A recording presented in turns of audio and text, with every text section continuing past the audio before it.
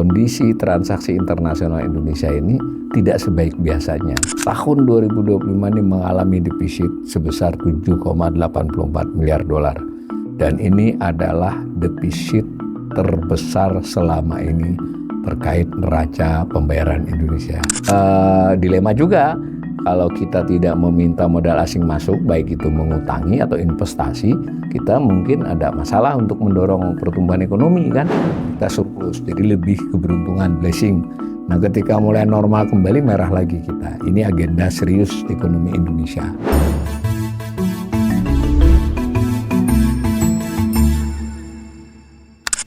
Salam cerdas, Ibu Bapak, saudara-saudara yang saya hormati. Berjumpa kembali dengan saya di kanal Awali Rizki dalam sesi assessment ekonomi. Kali ini saya akan melakukan analisis umum terhadap kinerja transaksi internasional Indonesia. Sumber data yang utama adalah dokumen yang baru saja dirilis oleh Bank Indonesia yang dikenal sebagai dokumen Laporan Neraca Pembayaran Indonesia, NPI. Balance of Payment ya, Indonesia's Balance of Payment, BOP ya kalau bahasa Inggrisnya. Nah itu dokumen yang dirilis tiap 3 bulan oleh Bank Indonesia. Ada siaran persnya dari Divisi Komunikasi, ini covernya. Ada kira-kira 4 paragraf di intisari dari yang ingin disampaikan. Sedangkan di sebelahnya adalah cover dokumennya ya, dokumennya 50-60 halaman tiap kali edisi. Itu ada pembahasan verbalnya, lalu ada juga grafik-grafiknya dan juga ada tabel datanya. Nah, kebanyakan media hanya mengutip dari sumber rilis ya. Nah, kalau para pemirsa saya yang lebih ingin mengetahui lebih dalam, sebaiknya baca dokumennya. Dokumennya tidak terlampau tebal, yang masih bisa dibaca secara cepat, dan juga kalau sudah pernah melihat beberapa edisi mungkin bisa melakukan simulasi dengan mengolah datanya. Sayangnya memang terpisah-pisah ya, jadi hanya data 3 tahun terakhir. Tapi kalau kita sudah terbiasa menyambung dari data-data sebelumnya, ya mungkin kita akan punya gambaran yang lebih utuh ya tentang topik ini. Nah, saya mungkin refresh sedikit apa yang dimaksud dengan transaksi internasional Indonesia. Jadi pada dasarnya kan ada transaksi, apakah itu perdagangan, ekspor-impor, apakah itu utang piutang, ataukah itu investasi ya antara penduduk Indonesia dengan non-penduduk ya asing lah, non-residen istilahnya. Pengertian penduduk itu bisa individu, bisa perusahaan, bisa lembaga, bisa pemerintah ya. Kita sudah berkali-kali menegaskan itu. Catatannya adalah dari perspektif Indonesia. Jadi kalau misalnya mengekspor itu berarti kita memperoleh pembayaran kan, penerimaan. Jadi khusus balance of payment yang dicatat adalah nilai uangnya ya, bukan barangnya. Nah, maka kalau ekspor itu berarti kita menerima pembayaran. Kalau impor itu melakukan pembayaran. Jadi pembayaran dengan penerimaan ya, itu kan dicatat. Begitu juga kalau utang piutang, hanya saja beda nih. Kalau utang piutang, kalau kita menerima utang, ya tetap penerimaan kan. Kalau kita membayar cicilannya atau melunasinya, ya pembayaran. Nah begitu juga dengan investasi. Kalau kita menerima investasi, ya itu juga kita catat. Dan sebaliknya kalau ada investasi yang dikurangi, pergi keluar, atau orang Indonesia investasi di luar negeri, itu ada pembayaran. Jadi prinsipnya balance of payment sesuai namanya, neraca pembayaran adalah mencatat arus keluar masuk atau masuk dan keluar dari devisa dari sudut pandang Indonesia. Nah, itu ya. Nah, dia sekali lagi mencakup seluruh penerimaan dan pembayaran luar negeri. Nah, cara mencatatnya kemudian disajikannya itu ada acuan internasionalnya ya, dan itu yang diikuti oleh Bank Indonesia. Jadi ada manualnya ya. Saat ini manual yang dipakai itu ada Balance of Payment in International Investment Position Manual 6 edisi 6 ya. Jadi kita terus-menerus mengikuti itu, tentu dengan sedikit pilihan modifikasi ya. Tapi bukan modifikasi sebenarnya, karena untuk negara yang mungkin transaksinya lebih kompleks, penyajiannya lebih banyak dan seterusnya. Nah, pada dasarnya balance of payment atau neraca pembayaran Indonesia ini ya kalau di perusahaan itu kita bisa melihatnya sebagai laporan rugi laba ya. Karena laporan rugi laba itu ada pendapatan, ada biaya, lalu terjadilah rugi atau laba selisih dari pendapatan dan pengeluaran itu. Nah sama NPI ini prinsipnya pembayaran dan penerimaan kurang lebih ya. Nah dicatat dalam bentuk dua kelompok besar. Yang satu disebut transaksi berjalan current account, yang satu disebut dengan transaksi finansial financial account. Sebenarnya ada jenis ketiga capital account, tapi capital account ini menyangkut hibah antar negara, hibah kepada lembaga non profit, jadi kecil besarannya sehingga umumnya disebutnya adalah current account dan transaksi finansial. Nah, itu kita nanti akan lihat masing-masingnya. Sebelumnya tadi dari dokumen 2 tadi, terutama dari dokumen yang lengkap tadi, saya ringkaskan dalam bentuk tabel ya seperti ini. Jadi tadi sudah saya katakan ada transaksi berjalan, ada transaksi modal, kecil itu transaksi modal, lalu ada transaksi finansial. Nah, ketiga-tiganya dijumlahkan. Nah, ini kondisi tahun 2025-nya yang transaksi berjalan itu defisit ya, min 1.454 juta dolar, dibulatkan ya min 1,45 miliar dolar. Maksudnya apa? Nah, dalam kategori transaksi berjalan, nanti kita jelaskan transaksi berjalan itu apa. Transaksi berjalan itu pada dasarnya adalah catatan ekspor impor, perdagangan barang dan jasa. Kalau nanti kita masuk ke data BPS itu yang disajikan sebagai neraca perdagangan itu hanya neraca perdagangan barang, jadi agak beda ya. Nah, kemudian yang kedua transaksi modal, itu tadi sudah saya katakan hibah dan semacamnya itu kecil, 352 juta dolar untuk neraca ya kecil ya. Lalu yang besar adalah transaksi finansial. Finansial tadi saya sudah katakan bisa investasi, bisa utang piutang. Nah, itu nilainya negatif, defisit 4,55 miliar dolar, 4.545 juta US dollar. Nah, apa itu transaksi finansial? Ya tadi kan dari sisi utang piutang atau investasi, tapi kalau dari sisi jenis disebutnya ada investasi langsung, berarti foreign direct investment, FDI namanya, orang mendirikan pabrik, mengelola perusahaan dan seterusnya. Ada portofolio, nanti kita ulangi ya definisinya, itu soal surat berharga, saham dan obligasi. Lalu ada other investment, investasi lainnya itu soal terutama sekali adalah simpanan di lembaga keuangan khususnya bank, tapi juga termasuk di situ yang terkait dengan DP ya, down payment dan semacamnya. Nah, setelah dijumlahkan itu dapatlah suatu neraca, tetapi ada selisih. Gampangannya begini, kalau kita suatu rumah tangga kita punya usaha mikro ya, misalnya warung, kita kan punya pembukuan tuh, ada orang beli, kemudian kita bayar untuk beli modal dagangan dan seterusnya, catat, nanti kan ada saldo tuh. Nah, saldo itu mestinya kan cocok dengan yang duit, anggap aja seluruhnya cash ya, itu dilaci. Nah, ternyata selisih. Nah, maka yang jadikan patokan kan yang dilaci, karena berarti ada yang tidak tercatat begitu. Nah, itu namanya selisih perhitungan bersih yang nomor 5 itu. Sedangkan neraca keseluruhan itulah yang disebut dengan neraca pembayaran Indonesia dari sisi saldonya. Tahun 2025 minus 7.842 juta dolar, min 7,84 miliar dolar. Artinya apa? Selama setahun dari 1 Januari sampai 31 Desember, dari sudut pandang Indonesia mencatatnya, kita lebih banyak membayar daripada menerima pembayaran valuta asing ya. Kita minus 7,84 miliar dolar. Padahal tahun lalu kita surplus, banyak menerima dibandingkan membayar, 7,21 miliar dolar. Nah, itu item-item selisihnya 24 dan 25.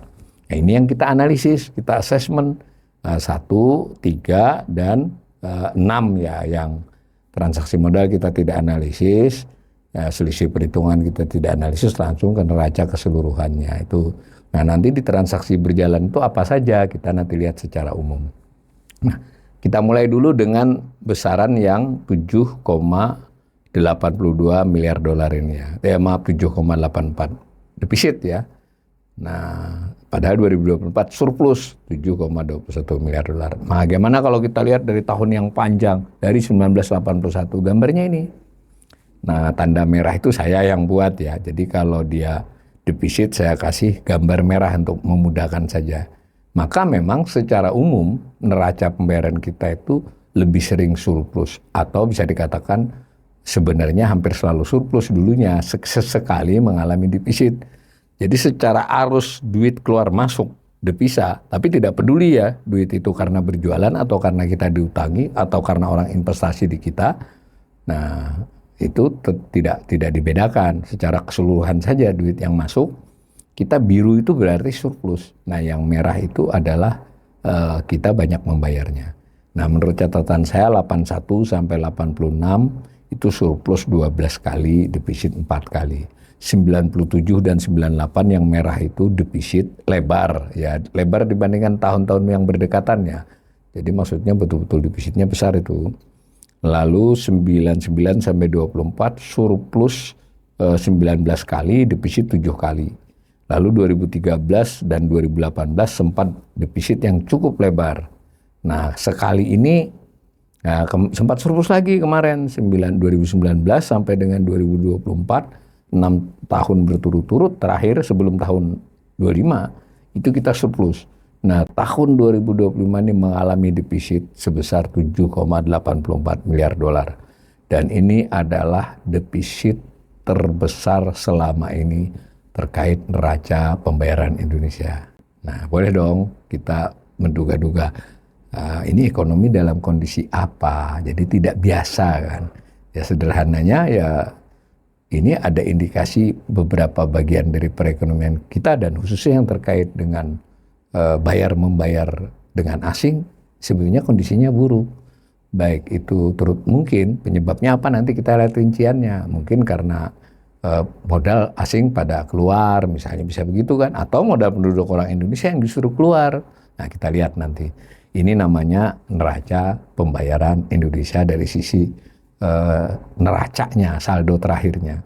Nah, tadi di depan saya katakan sudah ada terbagi dua besar ya, yaitu current account, neraca transaksi berjalan, dan financial account, transaksi finansial. Nah, kita coba lihat yang khusus transaksi berjalan. Nah, ini transaksi berjalan itu terdiri dari 4 kelompok ya. Jadi semuanya berbentuk neraca ya. Jadi neraca pembayaran terdiri dari 3 neraca, yang satu kita karena kecil tidak kita analisis.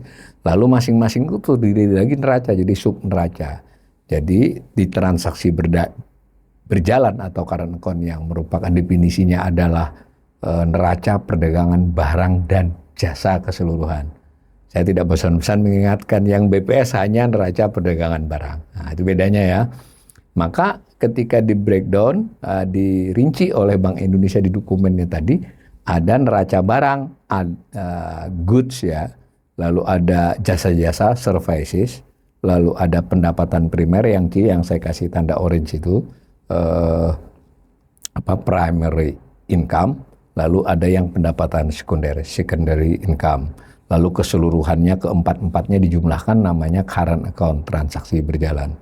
Nah, kalau kita lihat yang paling bawah, transaksi berjalan tahun 2025 ini defisit kan minus 1,45 miliar dolar. Artinya, nah ini saya salah tulis ya, bukan 3,42, tapi yang benar yang di tabel 1,45. Jadi kita mengalami defisit dalam hal perdagangan barang dan jasa. Kalau cuma perdagangan barang, nah lihat surplus besar tuh. Tapi karena dalam hal jasa-jasa kita negatif, nanti pendapatan primer kita juga negatif, nanti sekunder kita surplus, total-totalnya kita masih defisit. Nah, nanti kita di setiap item tuh ada ekspor-impor. Kalau pendapatan primer catatnya ya penerimaan dan pembayaran. Apa itu pendapatan primer nanti di bagian asesmen lain kita jelaskan. Jadi sederhananya kalau barang ya barang biasa itu. Kalau jasa-jasa Ya ada jasa transportasi, ada jasa eh, perjalanan ya. Jasa perjalanan itu ya jasa wisata itu loh, perjalanan travel. Ada jasa manajemen, ada jasa perusahaan, ada jasa lain-lain banyak. Ada 12 macam jasa ya yang dicatat. Ada jasa copyright, jasa kekayaan intelektual. Nah, ini di 12 macam itu digabungkan ya kan ada yang bersifat kita menjual, ada yang bersifat kita membeli impor. Di sini ukuran suatu negara yang jasa-jasanya sudah berkembang, itu umumnya dia surplus. Ya umpama nih kayak Korea jualan K-pop itu kan surplus dari catatan Korea, menghasilkan devisa buat Korea. Kalau di kita jasa-jasa seperti itu belum cukup besar ya. Nah maka ada neraca jasa-jasa. Nah itu kalau dilihat gambar ini ya kita menjual ada juga karena kita kan juga punya transportasi milik kita kan, ada Garuda, ada Felni, ada juga kita memiliki jasa-jasa yang bisa dipakai luar negeri.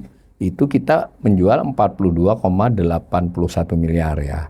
Tapi kita membelinya 62,63 miliar ya, yang nomor B itu ya. Maka kita masih defisit 19,82 miliar dolar. Ini satuannya juta dolar ya, saya bulatkan. Lalu yang ketiga adalah neraca pendapatan primer. Apa itu pendapatan primer? Pendapatan primer itu adalah catatan tentang arus pembayaran jasa atas faktor tenaga kerja dan faktor modal. Nah, terutama faktor modal. Jasa tenaga kerja yang sifatnya langsung ya. Nanti kalau yang sifatnya remitansi dicatatnya di D.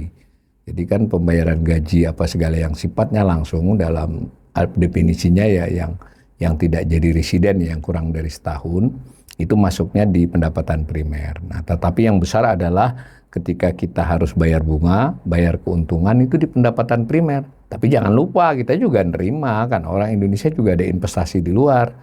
Maka di tahun 2025 itu kita menerima baik dari faktor tenaga kerja maupun dari faktor modal kita di luar negeri menerima 9.677 juta, 9,68 miliar dolar ya. Tetapi kita membayarnya luar biasa, min 47.849 juta dolar, 47,85 miliar dolar. Nah, jadi gede ya.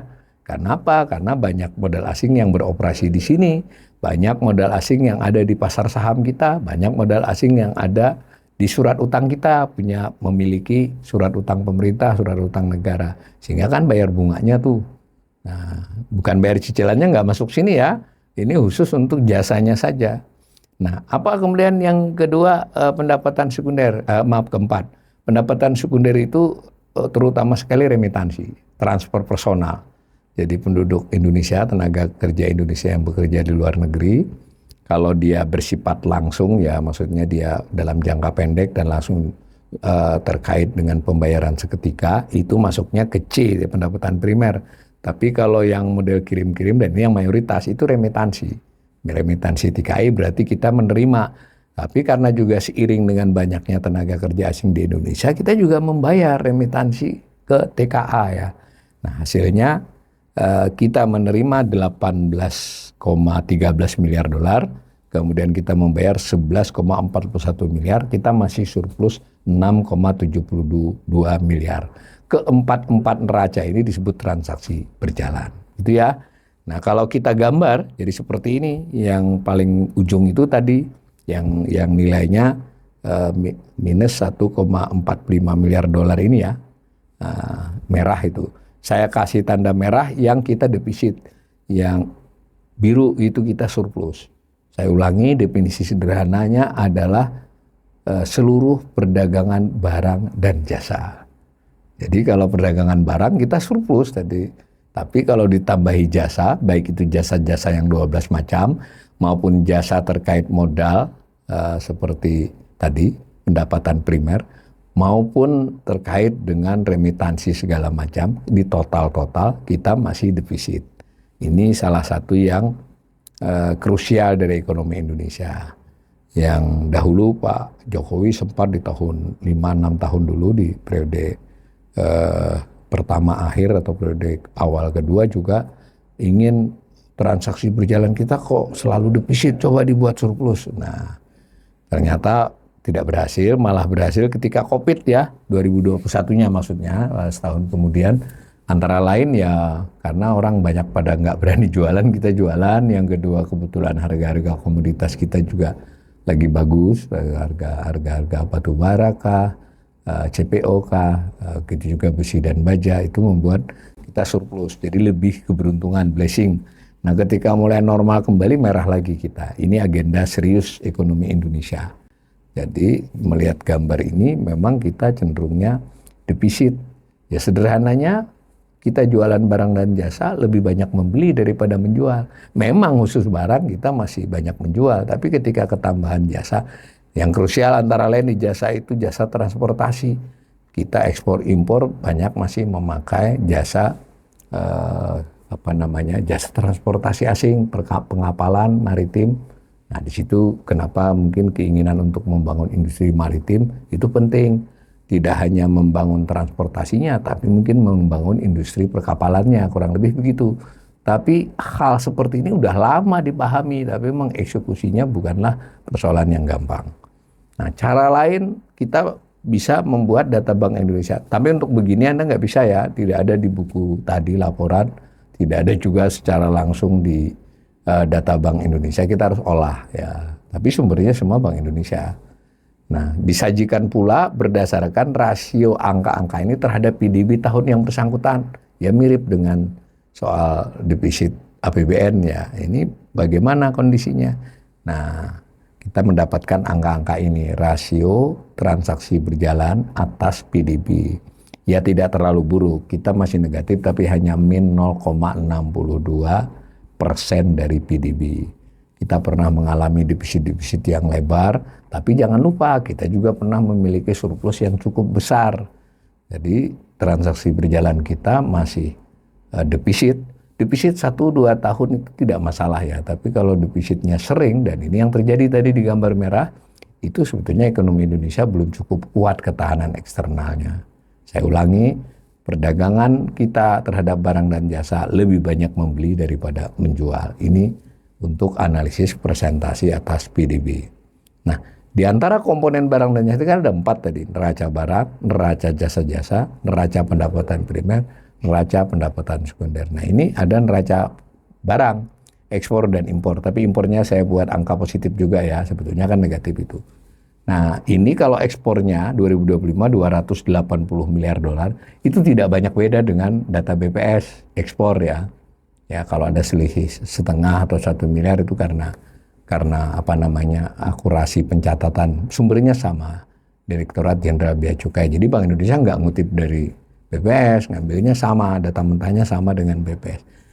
Namun khusus impor yang orange itu beda. Kalau BPS mencatat nilai impor itu di pelabuhan Indonesia.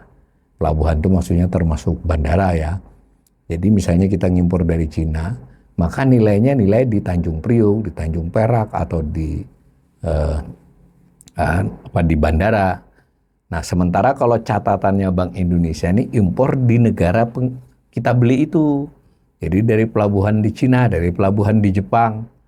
Karena itu nilai impornya mesti lebih rendah dari yang di catatan BPS. Karena itu disebutnya yang BPS itu CIF ya. Nilai memasukkan cost, insurance, dan freight. Freight itu biaya transportasi, ada cost, ada biaya lain-lain, ada biaya asuransi.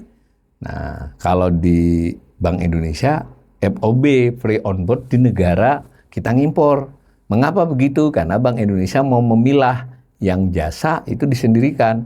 Jadi sekalipun disebut neraca barang di BPS, sebetulnya barang impornya itu sudah ada jasanya, tapi khusus jasa terkait barang bersangkutan. Nah kalau di Bank Indonesia karena kebutuhannya adalah balance of payment, neraca pembayaran keseluruhan, dia pilih yang mana barang, yang mana jasa. Nah kalau dilihat begini, yang hitam itu menunjukkan surplusnya ya, kita selalu surplus. Dan surplus di tahun 2025 ini bisa dikatakan cukup tinggi. Meski tidak setinggi 2022, tapi terbilang cukup baik. Jadi kita surplusnya cukup baik berdasarkan ini maupun berdasarkan BPS. Nah, Sementara jasa-jasa, saya ulangi, jasa ini ada 12 macam yang disajikan. Ada jasa freight, transportasi, ada jasa traveling, jasa perjalanan, ada jasa manajemen, ada jasa kekayaan intelektual, macam banyak jasanya, 12. Ada jasa keuangan.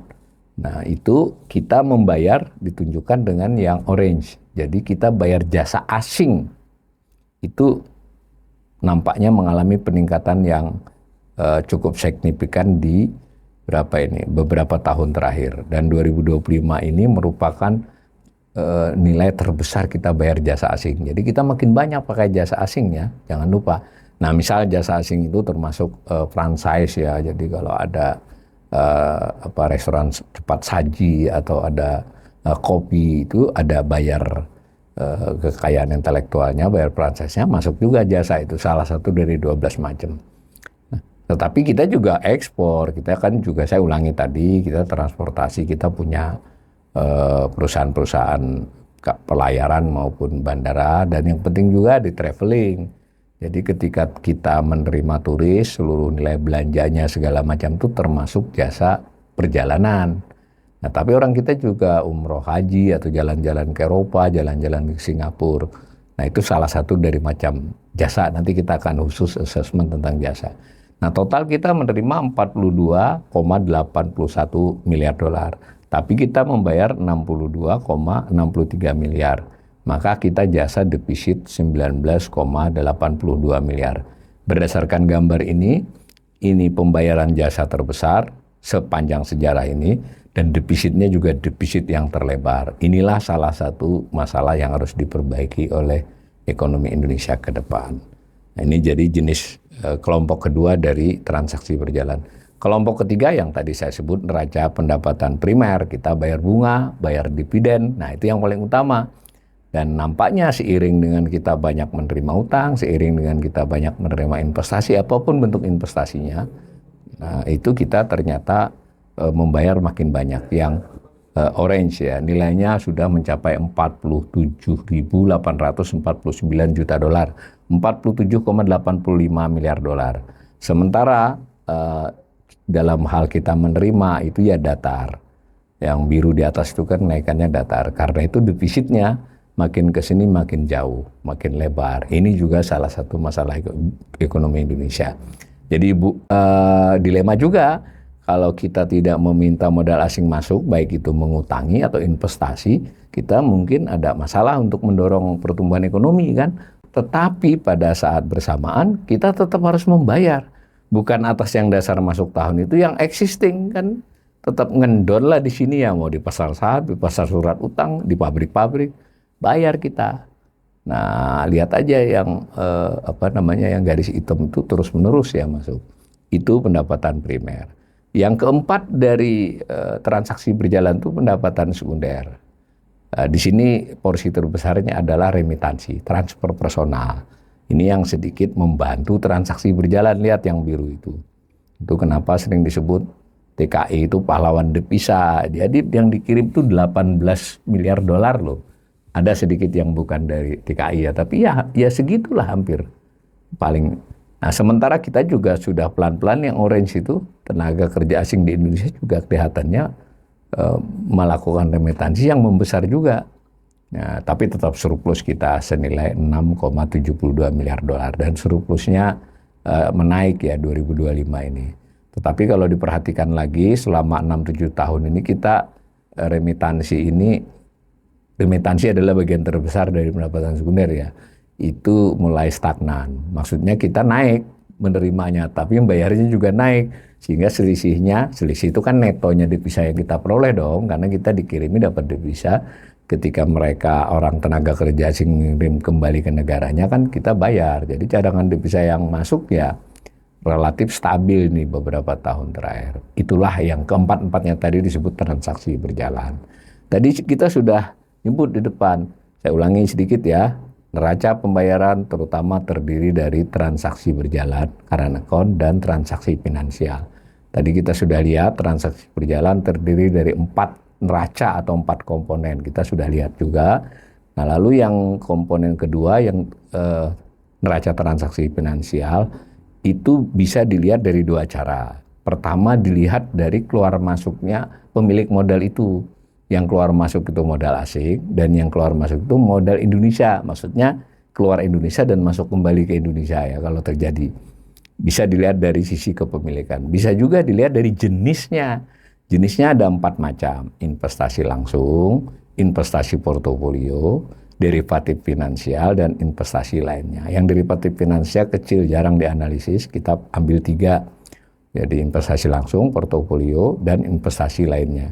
Totalnya itu disebut transaksi finansial. Nah, berarti berdasarkan jenis. Nah, di masing-masing jenis itu, misalnya investasi langsung, itu kan ada modal asing yang keluar masuk. Ada modal Indonesia yang juga keluar masuk. Nah, yang modal orang Indonesia disebut aset. Ini istilahnya agak sedikit membingungkan mungkin ya, karena itu harus telaten lah melihatnya. Nah, intinya kalau disebut aset dalam konteks pencatatan ini berarti modal penduduk Indonesia yang keluar dan masuk dari Indonesia. Sedangkan kewajiban itu modal asing, modal non-resident yang keluar masuk disebut kewajiban. Jadi masing-masing kan ada aset dan kewajibannya tuh, kecuali derivatif finansial yang tidak diperlihatkan. Nah, kita jadi analisis itu nanti. Investasi langsung di tahun 2025 kita netonya 14 miliar dolar. Asing masuk 22 miliar dolar. Orang Indonesia kurang lebih hampir 8 miliar dolar menanam di luar negeri. Investasi portofolio ini menarik ya. Ya, orang Indonesia 2,6 miliar dolar beli saham dan obligasi di luar negeri. Nah, orang asing untuk tahun 2025 itu keluar, jadi nggak bertambah. Nah, ini yang jadi krusial. Tahun lalu bertambah, maksudnya duitnya masuk ke sini. Kalau tahun lalu, tahun 2024 ya, 2025 keluar. Nah, itu mau kita lihat tren-tren itu untuk juga memperkirakan tren di 2026 dan seterusnya. Nah, saya gambar ya. Nah, ini transaksi finansial, tapi ini khusus yang netonya ini saja. Nih yang baris bawah itu. Nah, kan itu yang terkini kan 4.545 juta dolar. Tahun lalu surplus, tahunnya surplus. Sederhana sekali kan kalau melihat ini. Ini salah, yang saya tulis di atas ini bukan 12,16 miliar, tapi cuma 4,55. Nah, itu 9 bulan. Nah, tapi lihat gambar saja deh, yang merah itu kita hanya pernah 3 kali loh. Jadi kita jarang, pada dasarnya perekonomian Indonesia itu bersifat menerima modal asing masuk secara neto. Kalau prosesnya harian, mingguan bisa keluar masuk ya, karena di saham, di pasar surat utang kan jual beli. Nah, misal ketika kemarin goncang pasar saham itu kan asingnya keluar, tapi sekarang pelan-pelan masuk lagi, itu biasa. Nah, catatannya catatan selama setahun netonya. Orang Indonesia kan juga gitu, bisa beli tempat asing, beli di bursa asing. Dan jangan lupa, ini juga termasuk duit yang disimpan di luar negeri atau penduduk asing yang naruh di lembaga keuangan di Indonesia. Pokoknya modal finansial. Nah, agak langka ya keluar, meskipun tidak separah tahun 2022 yang sempat keluar 9,16 miliar dolar. Ini baru 4,55. Tapi kan tidak sebaik narasi kan, narasi otoritas yang kita masih menarik berdaya bagi asing. Jadi ternyata ya enggak 25. Dan jangan lupa di awal tahun ada peringatan-peringatan dari beberapa pihak, itu bisa berpengaruh nanti. Dari MSCI tentang pasar saham kita, tentang saham kita, dari Moody's tentang pasar surat utang kita, khususnya surat utang pemerintah. Kalau itu tidak diperbaiki rekomendasi mereka dan penilaian mereka tidak membaik di 3-6 bulan mendatang, itu bisa saja merahnya ini lebih besar di tahun 2026. Nah, asing bisa jadi keluar. Nah, kalau saya gambar dengan cara ini bisa juga. Jadi ini digambar dijadiin satu ya. Kalau ini tadi netonya, nah itu kan terdiri dari arusnya modal asing yang orange dan arusnya modal penduduk Indonesia yang biru. Jadi slide sebelumnya tadi netonya ini ya, selisih dari keduanya. Ini kalau kita lihat di tahun 2025 ini modal asing masih masuk ya, 20,55 miliar dolar. Tetapi kan kurang dari separuh tahun lalu yang mencapai 45 dan lebih rendah dari tahun-tahun biasanya. Jadi ini termasuk yang terendah kecuali tahun 2016. Jangan lupa 2016 ada kejadian khusus tax amnesty Sehingga karena banyak modal Indonesia balik, modal asing yang masuk ke sini juga tidak banyak, karena ini terkait dengan imbal hasil ya. Tapi di luar tahun 2016, ini adalah tahun yang neto modal asing masuk terendah sejak mungkin berapa tahun ini. Ya kira-kira 15 tahun lebih ya, dari 2010. 15 tahun lebih, 16 tahun. Nah, sementara yang biru, modal penduduk Indonesia yang keluar, ini nomor 2 ya, masih lebih sedikit dari tahun lalu, tapi termasuk yang besar pergi ke luar negeri. Nah, kurang lebih begitu. Jadi ini adalah salah satu fakta yang membuat ekonom seperti saya selalu mengingatkan bahwa kondisi transaksi internasional Indonesia ini tidak sebaik biasanya. Dan ada kecenderungan bisa memburuk di tahun berikutnya kalau ini tidak segera diperbaiki. Ini data sampai Desember saja.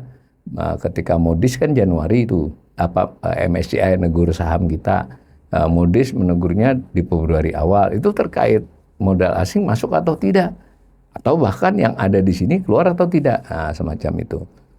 Nah, maka kalau saya simpulkan secara umum, NPI tahun 2025 ini mengalami defisit, padahal biasanya surplus, nilainya terbesar kedua selama beberapa dekade terakhir yang khusus neraca pembayaran ya.